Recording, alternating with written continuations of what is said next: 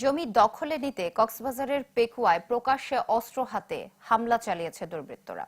এতে ৬ জন গুলিবিদ্ধ সহ আহত ১৭ জন। সকালে পূর্ব উজানটিয়ার রূপালী বাজার এলাকায় এই ঘটনা ঘটে। আহতদের মধ্যে ১৪ জনকে চকরিয়া উপজেলা স্বাস্থ্য কমপ্লেক্সে এবং গুরুতর ৩ জনকে কক্সবাজার সদর হাসপাতালে নেওয়া হয়েছে। ভুক্তভোগীদের দাবি, ৫ আগস্টের পর থেকে স্থানীয় আলী হোসেনের মালিকানাধীন ২৭ কানি জমি দখল নিতে একাধিকবার চেষ্টা চালায় পার্শ্ববর্তী মালেকপাড়ার আনোয়ার হোসাইন, এজারুল ও আসাদুল্লাহ। এর জের ধরে আজ সশস্ত্র হামলা চালায় সন্ত্রাসীরা। এ সময় বাড়িঘরে ভাঙচুর চালানো সহ একটি ঘর পুড়িয়ে দেয় তারা। প্রায় ৩০ জন এই হামলায় অংশ নেয়। হামলায় জড়িতদের গ্রেফতারে অভিযান চলছে বলে জানায় পুলিশ। মালতপাড়া থেকে এসে গুলি নিয়ে প্রকাশ্যে গুলি করতেছে ওরা। মহিলাদের প্রথমে আমার আম্মু গেছে, আমার আম্মুর মাথায় গুলি করছে, এলুপেতারি কুবাইছে। আমার আম্মু খুব বেশি আহত হয়ে কক্সবাজার হাসপাতালে আছে। বাড়িতে আগুন দিছে, গুলি করছে, গুলিতে প্রায় ১৫ থেকে ১৬ জন আহত হয়েছে।